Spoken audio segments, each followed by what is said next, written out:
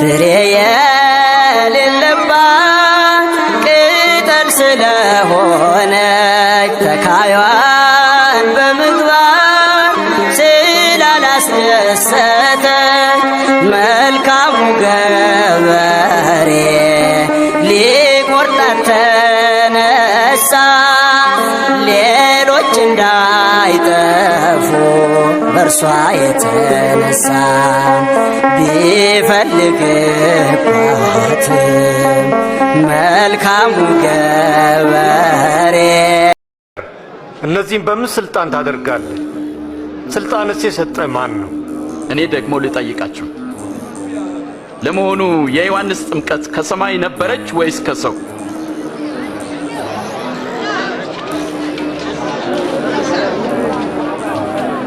ምን እንበለው?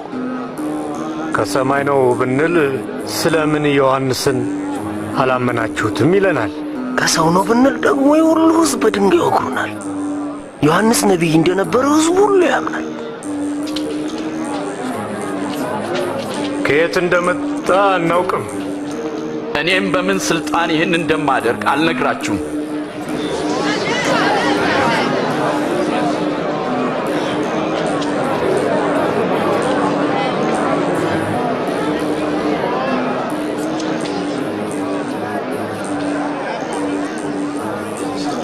አንድ ሰው የወይን አትክልት ተክሎ ነበር።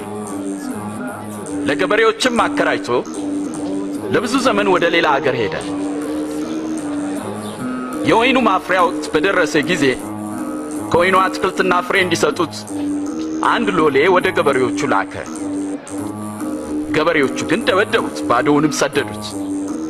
ስለዚህ ሌላ ሎሌ ላከ። እነርሱም ያንን ሎሌ ደበደቡት፣ አዋርደውም ወደ ጌታው ላኩት። ጨምሮም ሦስተኛውን ላከ። እነርሱም ይህን ደግሞ ክፉኛ አቆሳሰሉት። ከዚያም የወይኑ ባለቤት ምን ላድርግ? አንድ ልጄን ብልክ ይሻላል፣ ምናልባት እሱን አይተው ያፍሩታል አለ። ገበሬዎቹ አይተውት ግን እርስ በርሳቸው ተማከሩ። ወራሹ እርሱ ነውና ርስቱ ለእኛ እንዲሆን እንግደለው አሉ። ጌታ ሆይ ሌላም ንገረን። ወይኑ አትክልት አውጥተው ገደሉት። እንግዲህ የወይኑ አትክልት ጌታ ምን ያደርጋቸዋል? ገበሬዎቹን ያስወግዳል፣ የወይኑንም አትክልት ለሌሎች ይሰጣል። ለመሆኑ ይህ ቃል ምን ማለት ነው? ግንበኞች የናቁት ድንጋይ እርሱ ከሁሉም በለጠ፣ የማዕዘን ራስም ሆነ። በዚያም ድንጋይ ላይ የሚወድቅ ሁሉ ይቀጠቀጣል።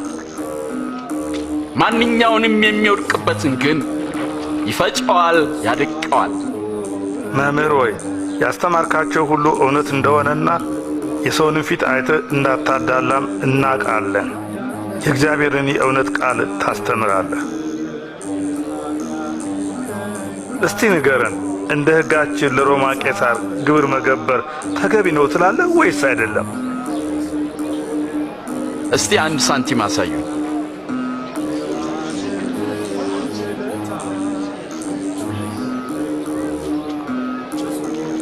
መልኩና ጽፈቱ የማንን ያሳያል? የቄሳር። እንግዲህ የቄሳር የሆነውን ለቄሳር ስጡ፣ የእግዚአብሔርንም ለእግዚአብሔር ስጡ።